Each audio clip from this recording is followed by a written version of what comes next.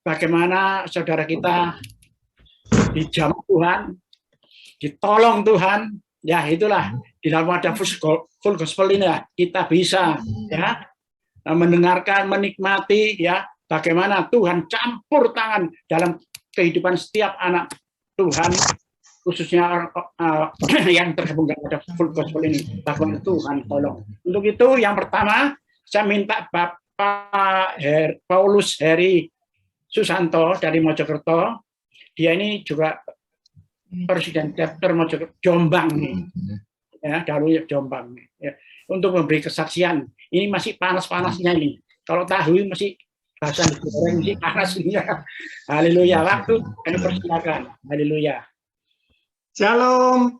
Shalom. Shalom. Selamat malam pada semuanya, khususnya kepada Bapak Bernard yang terhormat, kepada Dr. Hendro dan seluruh kawan-kawan seperjuangan dalam full gospel.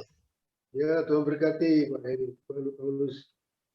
Perkenankan dengan segala kerendahan hati kami memberikan kesaksian bagaimana Tuhan menolong saya tepatnya pada tanggal 1 Agustus di mana saya dan istri saya terpapar COVID.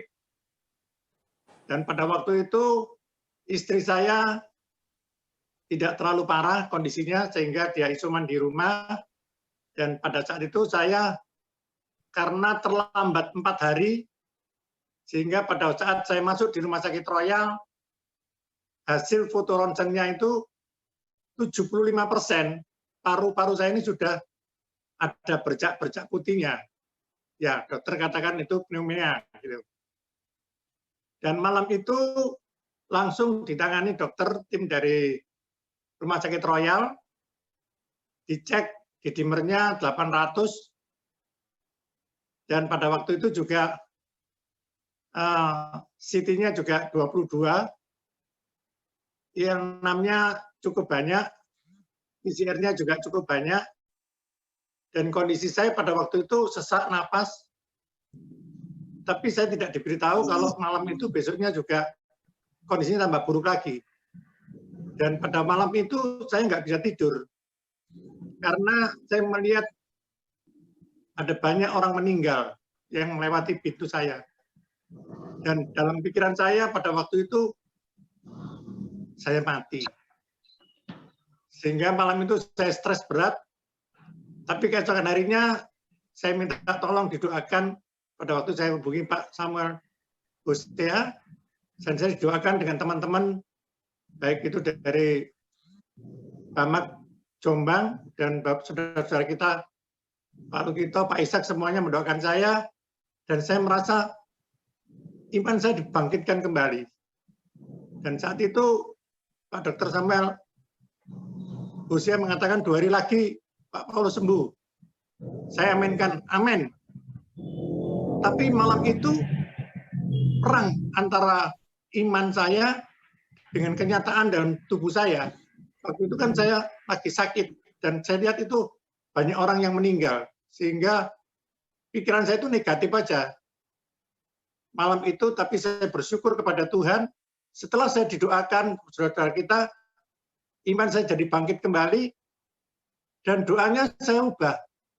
Saya tidak memikirkan mati, tapi saya ingat di dalam Mazmur 118 ayat 17, aku tidak akan mati, aku akan hidup, dan aku akan menceritakan perbuatan-perbuatan Tuhan yang luar biasa.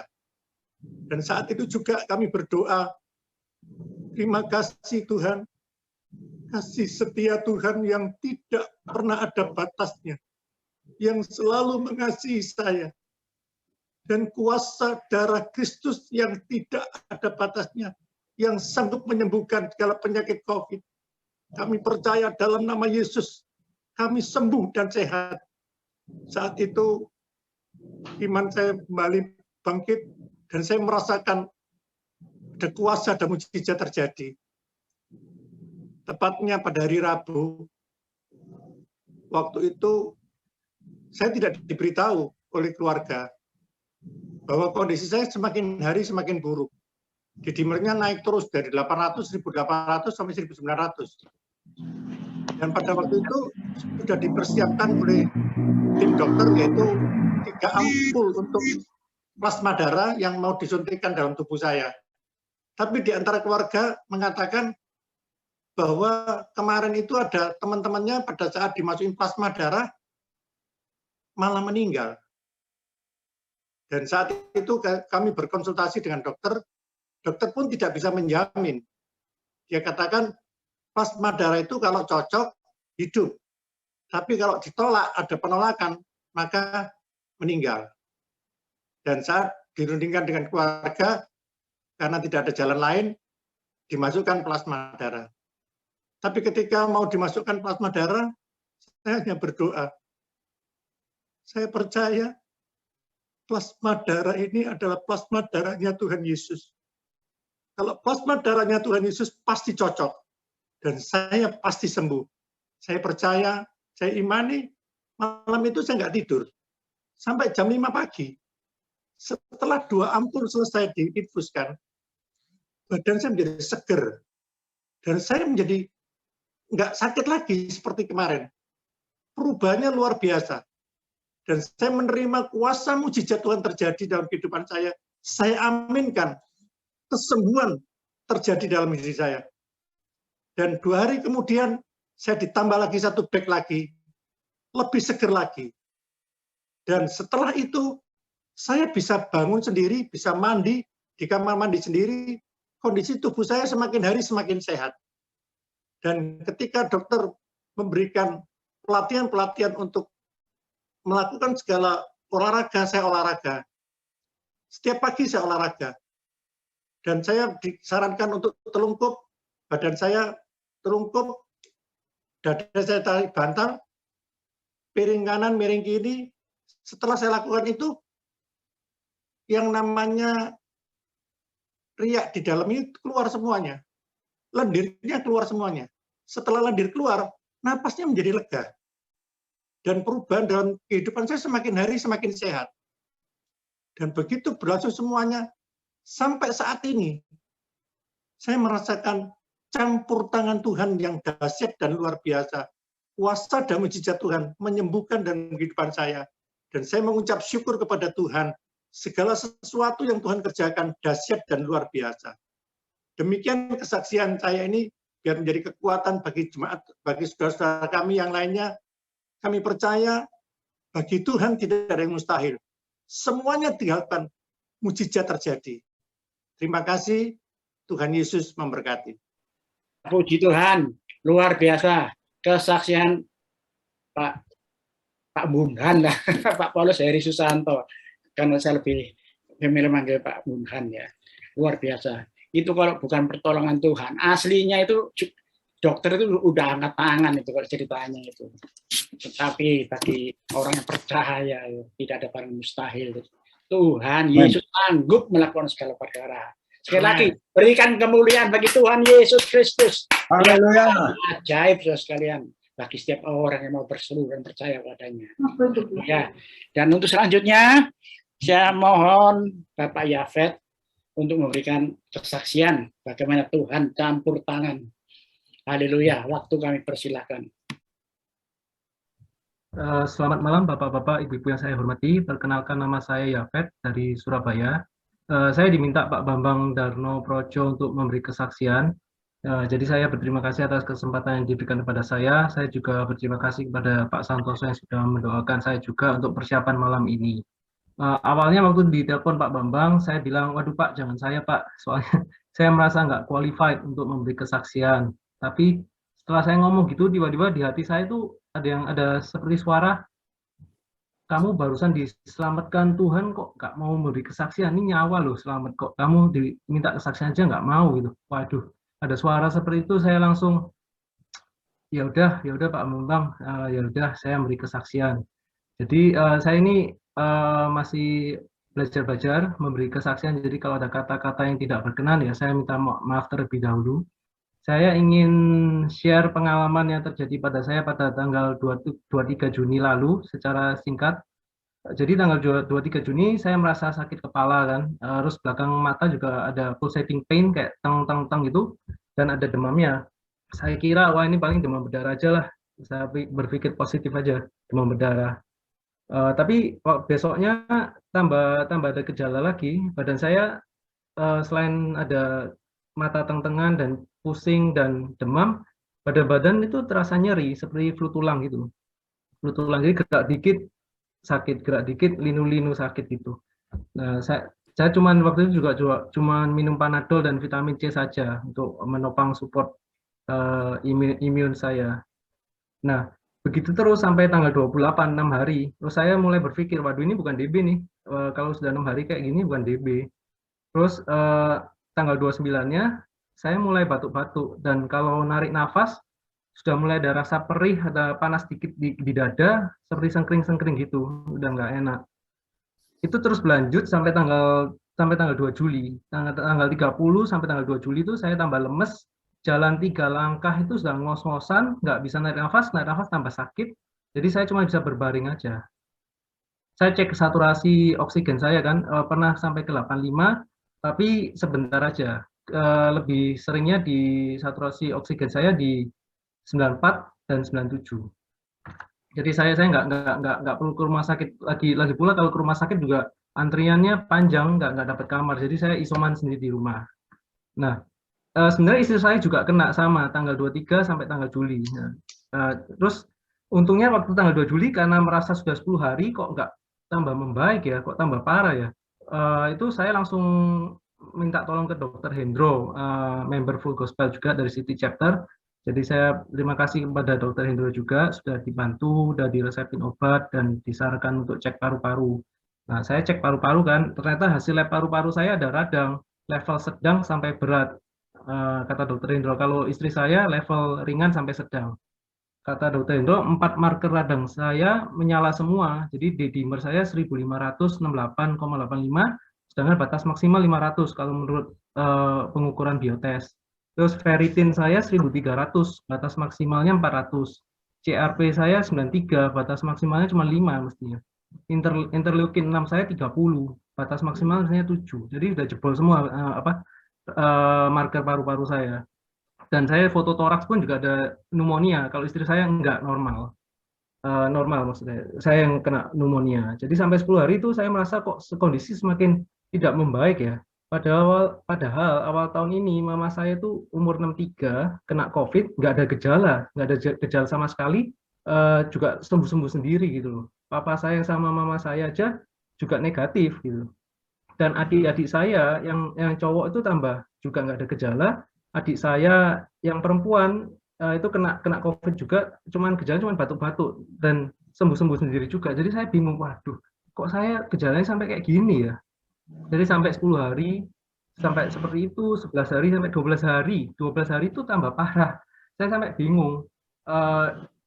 Saya bingung dan mulai timbul putus asa. Waduh, ini kalau nggak jangan-jangan saya ikut arah yang tidak selamat gitu, seperti Pak Heri. Karena tambah hari kok, kalau orang-orang lain hari ketiga, hari ketujuh aja udah membaik, saya hari ke-12 kok tambah parah gitu. Jadi jangan saya ikut arah yang tidak selamat gitu, saya sudah mikir. Jadi saya sudah siapkan diri, sudah pasrah, ya sudahlah. Iman saya waktu itu ya, kalau Tuhan mengizinkan kejadian, kalau saya dipanggil pulang ya sudah, saya pulang. Tapi kalau Tuhan nggak mengizinkan saya belum waktunya pulang, ya sudah, biar itu yang terjadi. Jadi saya pasrah aja, saya ngikutin aja, nggak apa-apa. Nah, di saat masa-masa seperti ini, justru iman dan harapan menjadi semakin jelas buat saya. Karena hanya satu yang saya lakukan, karena nggak bisa melakukan apa-apa. Jadi cuma berbaring, muji Tuhan dan berdoa. Nah, dan minum obat-obatan juga. Jadi saya basically hanya bisa fokus kepada Tuhan, berbaring, doa, dan muji Tuhan. Saya sampai ingat lagu yang sering saya nyanyikan waktu masa-masa itu, judulnya Berkenan Bagimu. Ya, lirik awalnya kayak, pulihkan hatiku dengan kasih-Mu.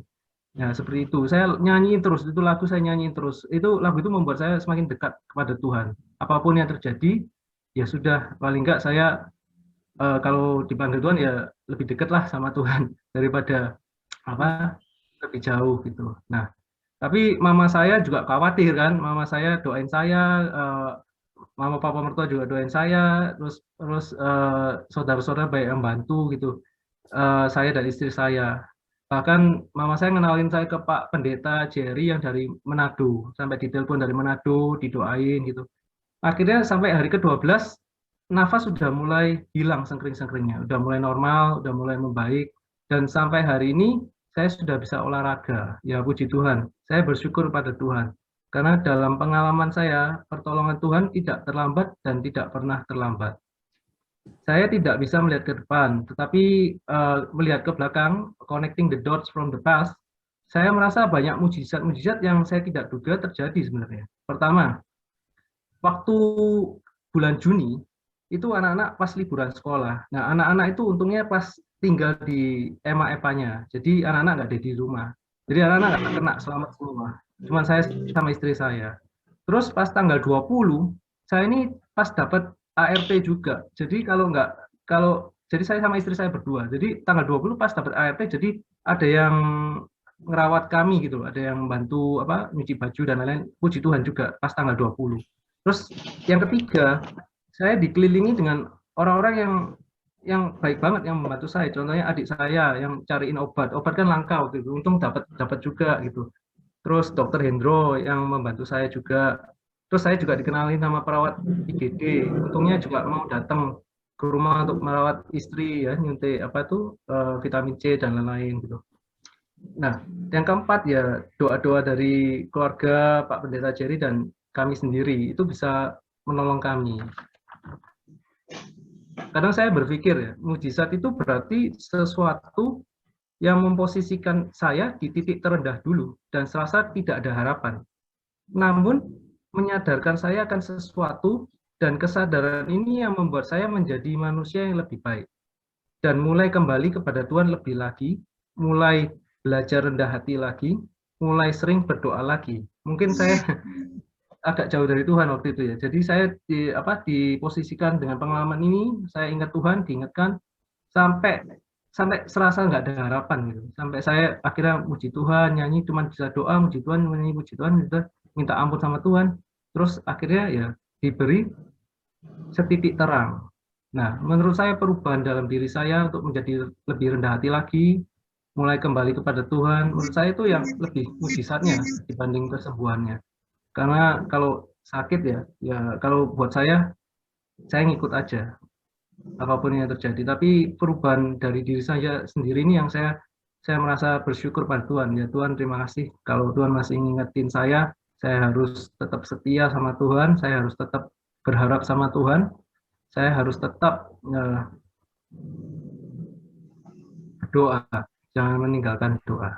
Itu yang menurut saya mujizat buat saya. Ya saya ingin sharing kalau Tuhan itu selalu menyertai kita semua. Tuhan itu maha setia, maha pengasih dan maha penyayang. Apapun yang kita lalui ya jangan putus asa karena Tuhan itu maha setia, maha pengasih dan maha penyayang. Ya sekian, Tuhan memberkati. Puji Tuhan, berikan kemuliaan bagi Tuhan Yesus. Yesus kita adalah Allah yang luar biasa ya. Setiap orang yang percaya, setiap orang yang mengandalkan Tuhan, setiap orang yang mau berseru pada Dia, pasti, bukan mungkin, pasti ditolong. Haleluya ya. Saya juga akan sedikit aja memberi kesaksian diri saya sendiri ini. Posisi saya saat ini ada di Jakarta ya. Hari Sabtu yang kemarin ini saya dari Mojokerto terbang ke Jakarta ya, naik Garuda dengan badan sehat, setelah disum nggak ada masalah apa-apa. Hari Sabtu nyampe, Minggu, Senin pagi itu saya agak terasa kalau orang Mojokerto bilang kemeriang, ya kemeriang, gerges, agak gerges gitu. Saudara, kita kira biasa. Agak siang sedikit, ini badan sakit semua sudah. Rasanya seperti dipukuli orang sudah. Kaki ini seperti orang habis lari 10 kilo itu. Sakit semua sudah. Yang namanya pinggang ini juga begitu, sakitnya luar biasa. Waduh, saya mikir gini, anak saya bilang, Bapak, ini bahaya, ini gejala-gejala ini seperti COVID. Enggak, dalam nama Yesus nggak ada COVID, siapa yang gitu. Coba diukur suhu. Memang nggak panas, 37,3. Waktu hari Senin itu 37,3. Terus disaturasi.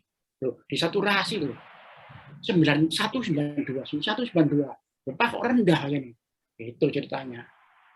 Terus akhirnya saudara sekalian tambah siang, sempat saya telepon Pak Ishak ini. Pak Ishak, saya bilang, Pak Ishak tolong, mungkin aku Rebo nggak bisa jadi host aku. Keadaanku iso wakil kabeh. Saya benar-benar ambruk ini. Saya bilang gitu sama Pak Ishak. Teman Pak, sungguhan aku bilang, sungguhan. Tolong doakan, doakan Pak Ishak. Saya itu saja. Tambah siang tambah parah saudara sekalian. Jam 3 disuruh ditem lagi sama anak saya 38,2. Tambah panas lupa ini pasirnya. Ayo ke dokter enggak mau ke dokter aku.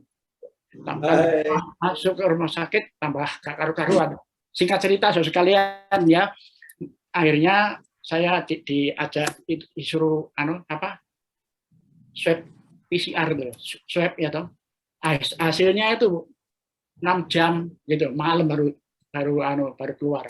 Ya, dalam itu pergumulan saudara sekalian. Tahu apa sakit, buat miring sakit, buat kiri sakit, buat jalan enggak enak. Saudara, akhirnya singkat cerita jam 5 pagi hari Selasanya itu saudara, tiap jam di saturasi tetap 92, enggak mau bahkan pernah sampai 83 sekalian. Tapi naik lagi ke 92. Turun lagi. Nah, ini saudara sekalian ya. Akhirnya saudara sekalian saya tetap berdoa, saya melakukan perjamuan kudus, dia berseru pada Tuhan, saya bilang Tuhan, aku nggak mau kena COVID Tuhan.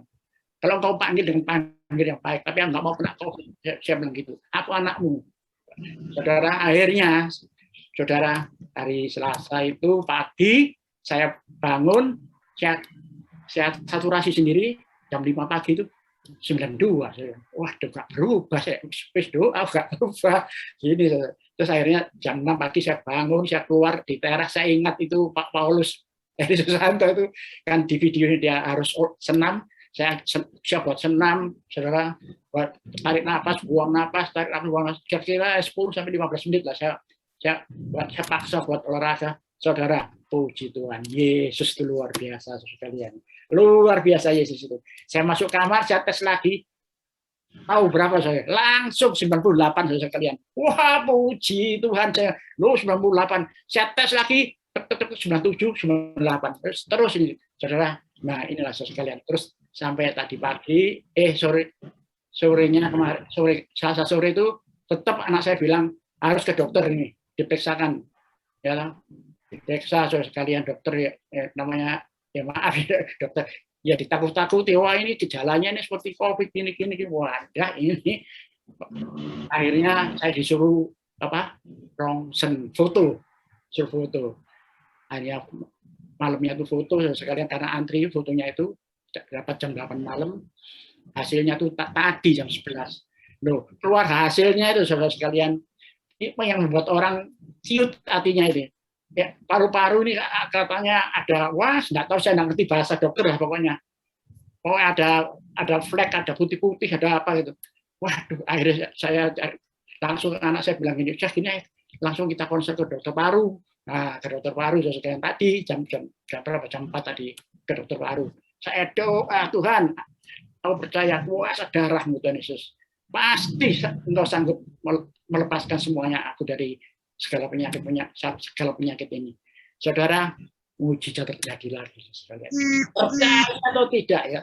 Itu filenya foto langsung itu waktu saya berikan ke dokter itu cuma lihat di depannya itu terus dia buka komputer karena itu di mitra keluarga ini ya, di rumah sakit yang sama, dilihat. Saya nggak mengerti kalau dia itu bisa buka di komputernya. Loh, dia bilang gini, Pak Lukito sakit apa sih? Dia bilang gitu.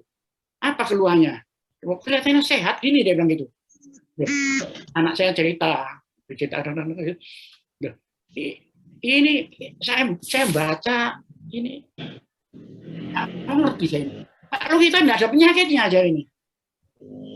Itu Pak, terus anak saya bilang itu kan ada yang iya tapi saya lihat di komputer dibuka sini. Saya bilang gini, dokter kok tahu kalau saya tidak ada penyakitnya? Dokter tahu dari mana? Dokter belum lihat hasilnya ini. Komputernya diputar sini. Ini loh Pak, jadinya. Ini Pak, ini paru-paru Bapak ini. Paru-paru Bapak ini. Loh, katanya di sektor 5 tapi ini ada gini. Pakai bahasa dokter saya tidak mengerti, maaf ya. Di sini ada Pak Hendro, maaf Pak Hendro saya tidak mengerti. ada pneumat apa gitu saya lupa, diputerin, loh nggak ada, bersih ini, loh yang lantainya bersih. Kalau kita COVID ini di sebelah sini sudah putih ini, enggak satu aja enggak ada ini, gitu bersih. Loh, berarti paru-paru saya baik dong. Bukan baik lagi, sangat baik. Puji Tuhan, berikan kemuliaan bagi Yesus Kristus. Tuhan Yesus sanggup mengubah, Tuhan Yesus sanggup melakukan segala perkara.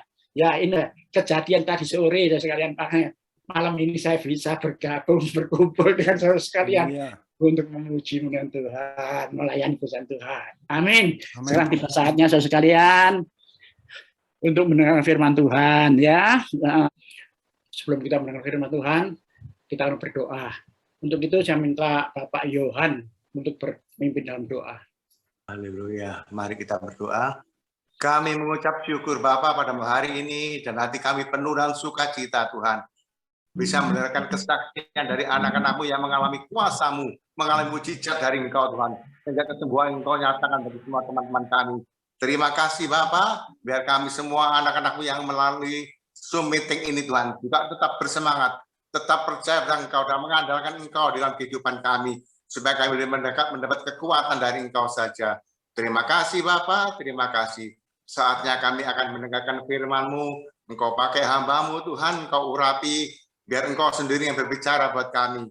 Firman-Mu akan menunjukkan jalan bagi kami Tuhan, untuk tetap senantiasa berjalan di jalur-Mu saja Tuhan. Kami tidak menyimpang ke kanan atau ke kiri, kami tetap di dalam kebenaran firman-Mu Tuhan. Karena akan mengajarkan kami untuk hidup kudus, hidup benar di hadapan Engkau Tuhan. Terima kasih, pakai hamba-Mu sekali lagi, dan kami sebagai anak-anak-Mu menyiapkan hati kami Tuhan, untuk menerima benih-benih firman-Mu Tuhan, supaya tumbuh dalam hati kami, dan berbuah-buah, dan kami boleh menjadi berkat bagi setiap orang. Terima kasih Bapa, terima kasih. Dalam nama Tuhan Yesus, kami berdoa dan mengucap syukur. Haleluya, amin. Amin, puji Tuhan. Terima kasih Pak Yohan atas doanya.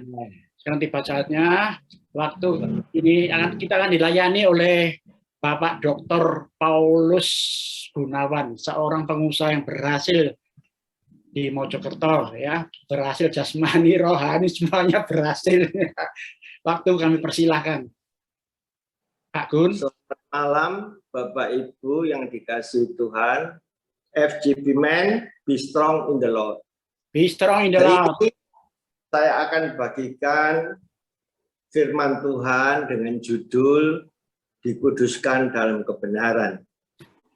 Saya ini suka memelihara ikan koi, Bapak Ibu. Kalau saya dapat kiriman ikan koi dari luar kota, ikan ini tidak langsung saya masukkan ke dalam kolam induk. Tapi ikan koi ini saya masukkan ke dalam akuarium karantina. Supaya ikan-ikan ini bisa dibersihkan dari sakit penyakit dan parasit-parasit yang menempel. Di dalam akuarium karantina itu saya berikan obat-obatan yang spektrumnya luas. Sehingga pada beberapa hari ikan ini boleh bersih dari sakitnya itu. Bapak Ibu, FGB Men, demikian juga dengan kita. Kita yang sudah percaya Yesus ini perlu direstorasi dengan menggunakan firman Tuhan. Kita ini harus dipisahkan dari hiruk pikuknya dunia. Bukan di kuil-kuil atau di goa ya, tapi kita tetap di lingkungan kita, di keluarga kita, tapi kita ini sedang direstorasi dengan obat, yaitu firman. Supaya kita bersih dan daging. Sehingga kita kedapatan kudus di hadapannya. Dan ingat, tanpa kekudusan, tidak seorang pun melihat Tuhan. Mari kita baca ayat utamanya di Amsal pasal 4 ayat 23. Saya bacakan sekali aja sampai 27. Amsal 4 ayat 23. Jagalah hatimu dengan segala kewaspadaan, karena dari situlah terpancar kehidupan. Buanglah mulut serong daripadamu, dan jauhkanlah bibir yang dolak-dalik daripadamu. 25. Biarlah matamu memandang terus ke depan, dan tatapan matamu tetap ke muka. Kita loncat ke 27. Janganlah menyimpang ke kanan atau ke kiri. Jauhkanlah kakimu dari kejahatan. Ternyata untuk menjaga diri supaya bisa dikuduskan oleh firman Tuhan, yaitu kebenaran itu sendiri, kita perlu menjaga lebih detail dari anggota-anggota tubuh kita ini. Kita dapatkan 3 hal. Yang pertama, kita harus menjaga mulut kita, ayat 24 tadi, dan ayat 25-nya kita harus menjaga mata, ayat ke-27 kita harus menjaga kaki kita. Kita akan kupas tuntas ya, walaupun waktunya sudah singkat, tapi kita berlari aja. Yang pertama, menjaga mata itu apa? Menjaga mulut, maaf. Yang pertama adalah menjaga mulut. Menjaga mulut itu apa? Menjaga mulut yaitu kita harus mengontrol apa yang akan kita katakan, apa yang kita ucapkan itu harus kita saring dulu. Supaya apa yang kita katakan itu harus selaras dengan firman Tuhan. Dan menjauhi kejahatan. Jadi apa yang kita katakan itu jangan hal yang jahat, apalagi hal-hal yang menipu orang atau membuat sakit hati orang. Seperti yang ditekankan pada Mazmur 34 ayat 14. Jauhkan lidahmu dari yang jahat dan bibirmu dari ucapan-ucapan yang menipu. Jadi Bapak Ibu, karena apa yang kita katakan ini sebenarnya meluap dari hati. Hati itu adalah jiwa kita ya, pikiran, perasaan, kehendak. Jadi Bapak Ibu, apa yang kita akan ucapkan harus kita saring dulu. Apakah yang akan kita katakan itu baik bagi pendengar? Apakah yang akan kita katakan itu sesuatu yang benar? Jangan-jangan hanya hoax belaka. Kemudian kita juga gunakan lagi saringan yang ketiga. Apakah yang akan kita katakan ini berguna bagi pendengar? Intinya Bapak Ibu, kalau kita mau bicara, kita harus benar-benar pasang rem. Sebab firman Tuhan di Amsal 10 ayat 19 mengatakan dengan banyak bicara akan terjadi pelanggaran. Orang yang menahan bibirnya berakal budi. Jadi Bapak Ibu, kita tidak boleh banyak bicara. Kita ingat pepatah silent is golden. Lalu mengapa kita harus menjaga mulut itu sedemikian rupa? Karena ada ayat di dalam Amsal 18 ayat 21 itu mengatakan hidup mati dikuasai lidah. Orang yang mengemakannya akan memakan buahnya. Jadi kita harus sangat berhati-hati dalam berkata-kata itu. Bapak Ibu, saya pernah membaca suatu cerita. Seorang bernama Baruk. Dia ini pengusaha di bidang pertambangan belerang di sebuah negara bagian dari Amerika, Texas sana. Dia itu pengusaha sukses. Namun dia ingin mengembangkan usahanya itu lebih lanjut. Dia mengajak seorang konglomerat yang bernama JP Morgan untuk berinvestasi di dalam usaha pertambangan itu. Keduanya setuju untuk bertemu di hotel berbintang, di mana juga diundang beberapa pakar. Seorang pakar pertambangan, dia membicarakan tentang prospek pertambangan belerang ini ke depannya. Sungguh sangat bagus. Tapi kalimat penutupnya, dia katakan yang namanya bisnis pasti ada resiko kerugian. Nah, resiko ini harus dipahami atau ketahui lebih dulu supaya tidak terjadi pertengkaran atau bagaimana. Mendengar kata-kata kerugian ini, si Baruk, dia begitu semangatnya mengambil alih pembicaraan. Dia langsung bertanya kepada Morgan, partner bisnisnya yang akan datang itu, apakah Anda pernah berjudi? Maksudnya akan menjelaskan bahwa kerugian di bidang judi atau ancaman kerugian di bidang judi itu jauh lebih besar dari ancaman kerugian di bidang investasi pertambangan itu. Namun Bapak Ibu, begitu Morgan mendengar kata judi, dia menatap wajah Baruk tadi dengan tajam dan menjawab dengan dingin. Saya tidak pernah berjudi. Sebab kata judi itu di benak Morgan adalah suatu yang hina. Itu sebabnya dia tidak jadi menandatangani MOU yang sudah disiapkan sebelumnya. Begitu besar kerugian yang harus dihadapi oleh Baruk karena terlontarnya kata judi dari mulutnya yang tidak terkontrol tadi. Sekarang bayangkan betapa besarnya kerugian bagi kita kalau kita mempersiapkan kata-kata pedas untuk memaki atau menghina bahkan melabrak seseorang. Tentu besar sekali kerugiannya. Kok bisa, Pak? Ingat di Matius 12 ayat 36 dan 37. Setiap kata sia-sia yang kita ucapkan itu harus kita pertanggungjawabkan pada hari penghakiman. Menurut perkataanmu, kamu akan dibenarkan, dan menurut perkataanmu pula engkau akan dihukum.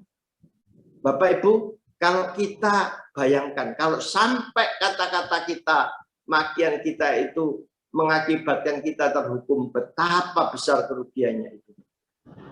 Ini karena sudah hari terakhir, hari penghakiman, tidak ada penyesalan atau pertobatan lagi. Itu sebabnya, mari Bapak Ibu, kita jaga mulut kita dengan segala kekuatan dan terus-menerus, supaya tidak terlontar kata-kata yang menentang Tuhan. Itu sebabnya, mari kita gunakan mulut kita untuk memperkatakan firman Tuhan dan merenungkannya siang dan malam, supaya kita bisa bertindak hati-hati sesuai dengan apa yang tertulis di dalamnya. Dengan demikian perjalanan kita berhasil dan beruntung. Bukan saja di dunia ini, tapi juga sampai kekekalan. Bapak Ibu, kita akan menginjak poin yang kedua. Poin yang kedua tadi, masih ingat ya? Pertama menjaga mulut, kedua menjaga mata. Mengapa sih mata harus dijaga di dalam meraih kekudusan? Karena mata ini adalah jendela hati. Ya, Lukas 11:34. Kalau matamu terang, baik teranglah tubuhmu. Kalau matamu jahat, gelaplah tubuhmu. Jadi kita harus menjaga mata itu sedemikian rupa. Jadi kita tidak boleh melihat gambar-gambar porno, gambar-gambar yang tidak selaras dengan apa yang diajarkan di dalam firman Tuhan. Dan yang terpenting, Bapak Ibu, kita harus menggunakan mata kita hanya untuk memandang ke depan. Tidak boleh kita memandang kembali flashback ke belakang. Karena kita ini sudah dimerdekakan.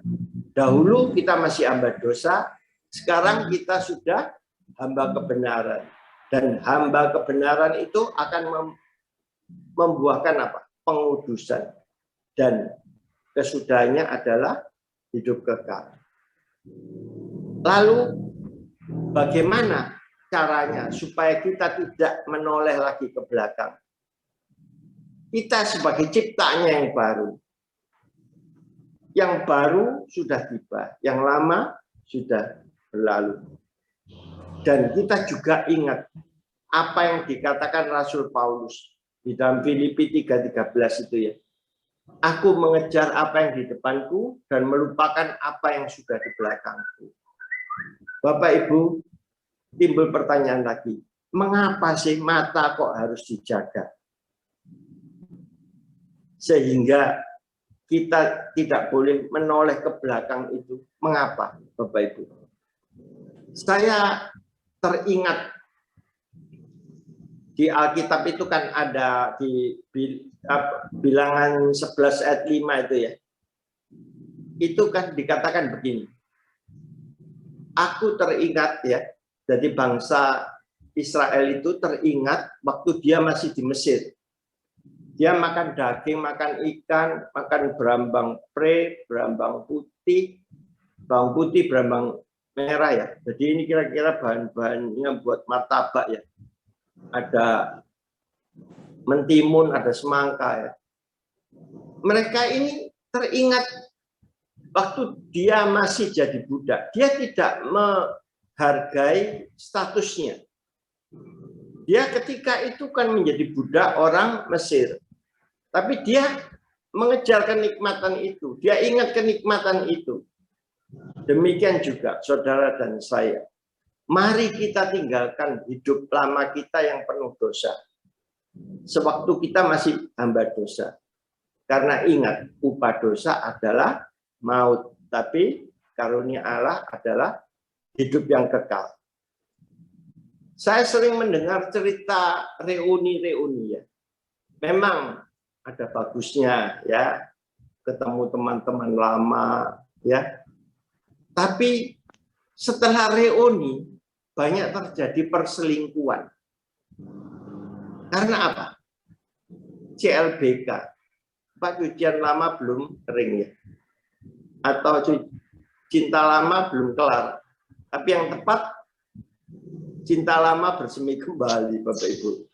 Makanya ada juga lagu kisah kasih di sekolah apa itu.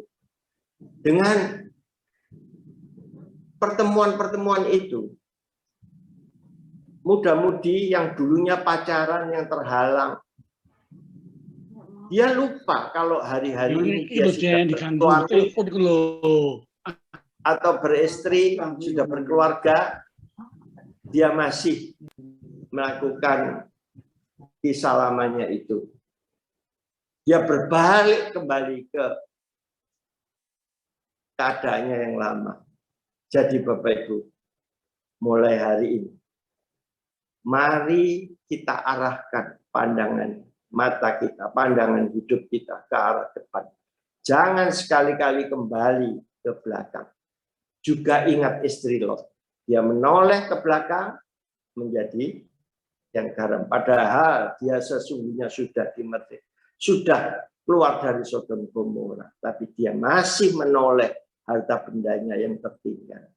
Itu seperti ya dikatakan Scooby-Doo kembali kepada muntahnya. Dan juga babi kembali kepada kubangannya. Tapi kita FGB Men tidak akan menoleh lagi ke belakang, tapi kita mengejar apa yang di depan kita seperti Rasul Paulus katakan. Kita masuk di poin yang ketiga, poin yang terakhir.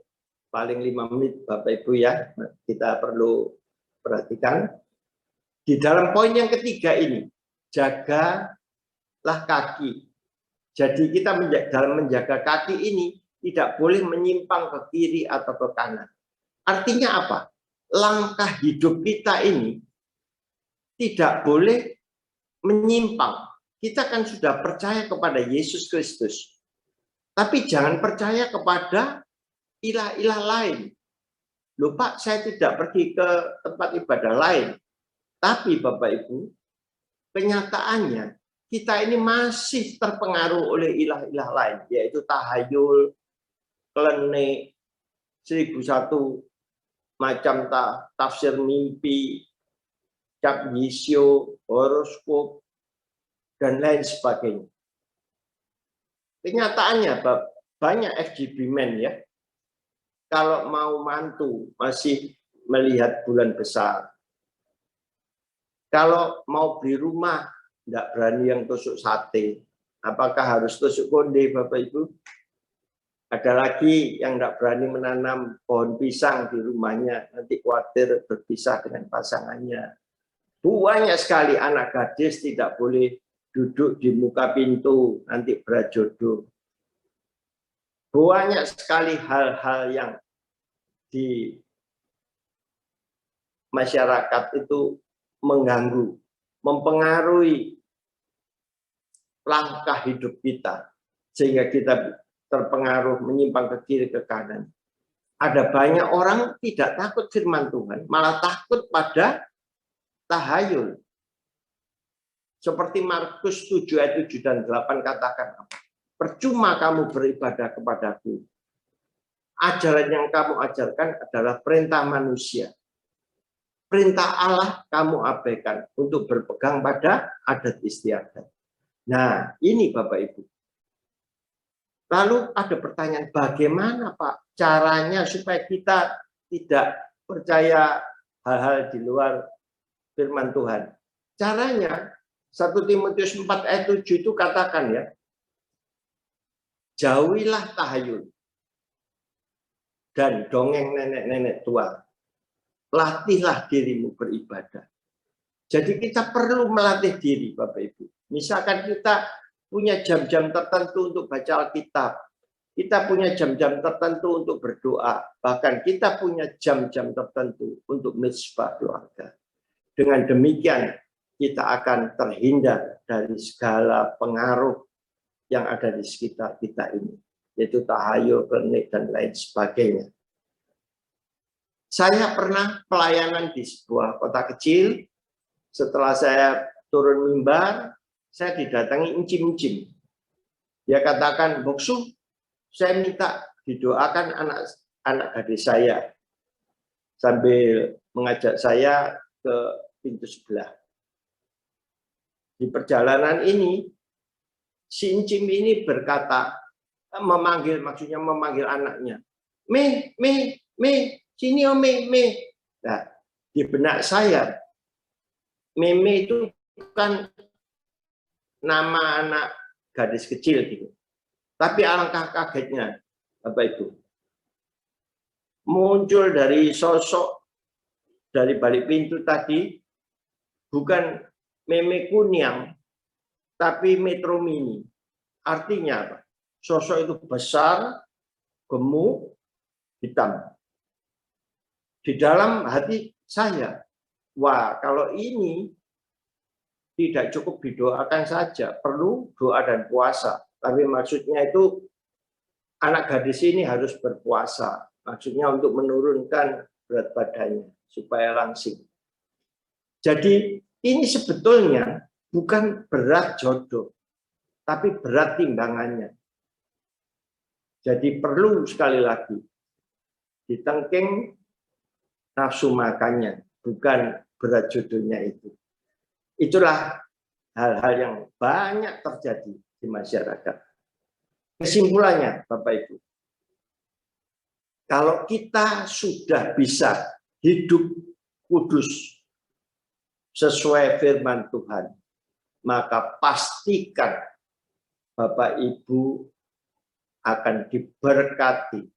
Karena firman Tuhan mengatakan, jika engkau mendengar suara Tuhan Allahmu dan melakukannya dengan setia, maka Tuhan akan mengangkat engkau dari segala bangsa. Engkau akan dijadikan kepala dan bukan ekor. Dan engkau akan dibuat tetap naik dan bukan turun. Dan kalau kita tidak menyimpang ke kiri dan ke kanan, maka kutuk itu tidak akan terjadi atas kita. Bahkan berkat itu akan mendatangi kita dan menjadi milik kita. Dan pastikan kalau saudara dan saya sudah hidup kudus di dalam firman Tuhan, maka saudara akan melihat Tuhan. Karena firman Tuhan mengatakan Ibrani 12:14, tanpa kekudusan tidak seorang pun melihat Tuhan. Masih ingat 3 hal tadi? Yang pertama, jaga mulut supaya apa yang kita katakan ialah sesuai dengan firman Tuhan.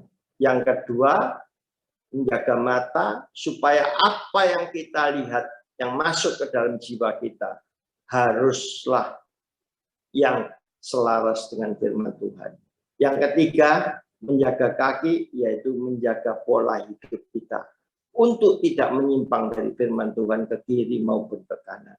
Amin. Tuhan Yesus memberkati. FGP Men, be strong in the Lord. Haleluya, haleluya. Berikan kemuliaan bagi Tuhan Yesus Kristus. Firman-Nya luar biasa. 3 hal. Kita harus jaga apa tadi? Mata, Mulut, kaki, mulut dulu. mulut, mata, kaki. Mulut, kaki. Mulut, mata, Mulut, kaki. mata, kaki. Waduh, ini harus jaga mulut, mata, kaki. Ya, luar biasa. Baiklah, kita sebagai FGP Men, melalui firman Tuhan ini, biar hidup kita tambah hari tambah dibentuk oleh Tuhan. Tambah hari kita tambah berkenan pada Tuhan. Ya, haleluya. Nanti saya minta Pak Bernard yang akan closing statement ya. Ya, selamat malam semuanya. Selamat malam. Be strong in the Lord. Be strong, Lord.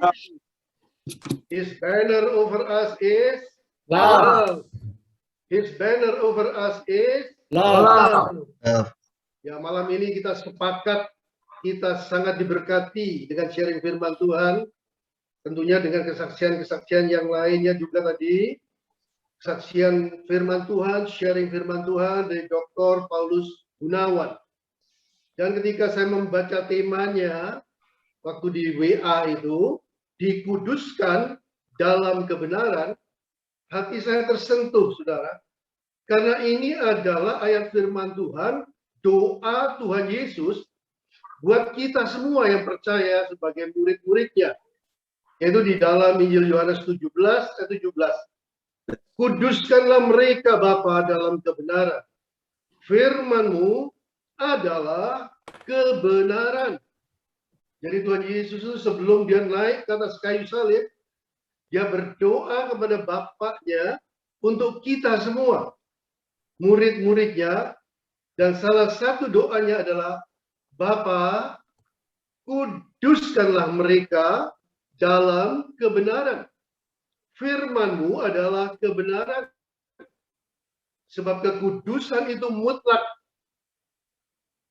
diberikan dan harus dialami oleh setiap murid Tuhan. Bukan kalau bisa kamu hidup kudus. Tidak. Itu satu perintah di dalam 1 Petrus 1:16. Kuduslah kamu, sebab, kata Tuhan Yesus, aku kudus. Kuduslah kamu, sebab aku kudus. Tadi sudah diuraikan dengan begitu bagus, dimulai dengan kita menjaga hati. Jadi ini kuncinya kekudusan ini mulai dari hati. Jagalah hatimu dengan segala kewaspadaan. Karena dari situlah terpancar kehidupan yang menyenangkan hati Tuhan. Itu adalah karakter Kristus. Kekudusan itu dimulai dengan kita menjaga hati kita dengan pertolongan firman Tuhan. Dengan pertolongan Roh Kudus.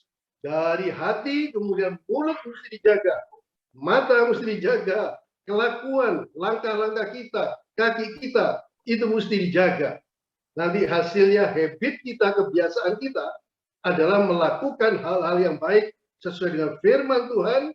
Sehingga dengan demikian akhirnya karakter kita menjadi karakter Kristus. Oleh sebab itu, ayo kita sesuai dengan apa yang tadi dikatakan oleh Pak Paulus Gunawan, mulut kita jangan mengatakan hal yang sia-sia, termasuk medsos kita. Jangan ikut-ikutan menyebarkan hoax, jangan ikut-ikutan dengan kebencian, menyinggung orang dan lain sebagainya.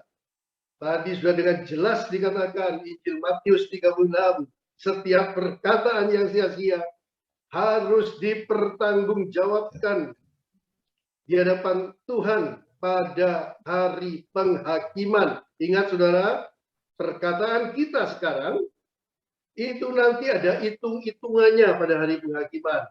Oleh sebab itu, kalau ada kesalahan dalam kata-kata, segera hapus, minta ampun, kata-kata yang baik yang sesuai dengan firman Tuhan itu membuat ada pahala hidup dalam kekekalan bersama Tuhan Yesus.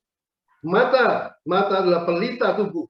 Apabila matamu baik katanya, maka teranglah seluruh tubuhmu. Ayo coba kita lihat, tubuh kita terang atau gelap, saudara? Muka kita terang, bersinar, atau gelap?